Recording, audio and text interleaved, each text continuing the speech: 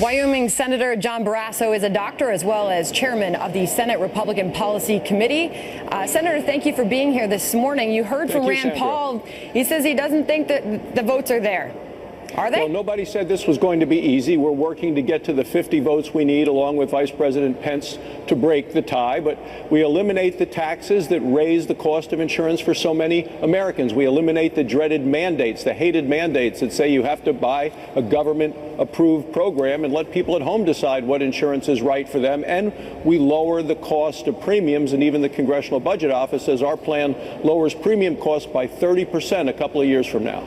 Senator Barrasso, as far as where we are at this morning, the vote's delayed. Obviously, our best wishes to Senator McCain as he recovers. But the CBO score delayed. Everything just feels delayed, like this isn't going anywhere. Where do you and your colleagues go from here?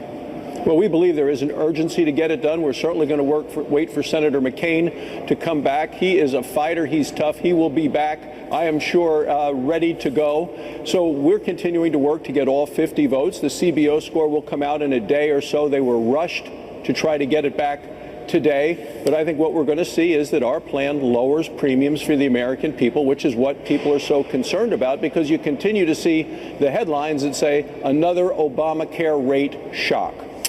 Rand Paul obviously shared with us his concerns about this bill. What are the biggest obstacles, as we introduced you, a doctor as well, what are the biggest obstacles that Republicans face with this bill right now? Well, one of those, as you can imagine, is Medicaid. Many states have expanded Medicaid, others did not. As a doctor, I worked with many Medicaid patients, and in Wyoming, what we saw was we felt if the states could have the authority to make the decisions and do it our way, we could do a lot more with the same amount of money than trying to follow Washington mandates. But, you know, Medicaid was set up for low-income women, for children, and for people with disabilities.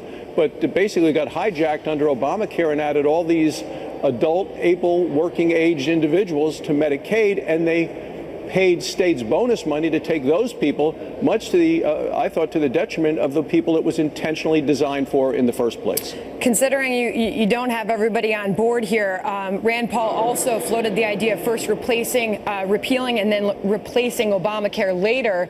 We've also heard that idea floated by the president. Are you and your colleagues discussing that possibility?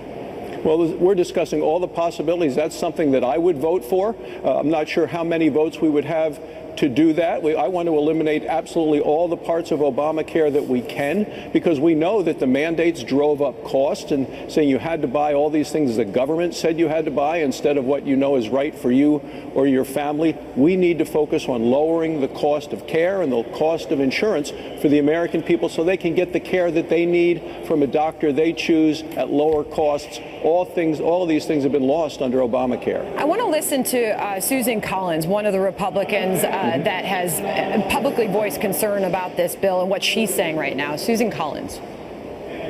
I would estimate that there are about 8 to 10 Republican senators who have deep concerns, but how this would all translate out, I'm not certain. And I never underestimate Leader McConnell's skills.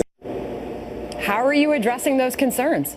Well, we're working with each of the members of the Senate, all of the Republicans, to try to come on board. Some's concerned that it goes too far. Some concerns it doesn't go far enough. We need to return control to the American people, get the decisions out of Washington, lower the cost of the premiums, and help people be in charge of their own care, not Washington dictates. And that's where we are right now. Senator, we're working to get to 50. Does this bill make it to the floor for a vote? If so, when? Well, I absolutely believe that it will. I'm committed to that.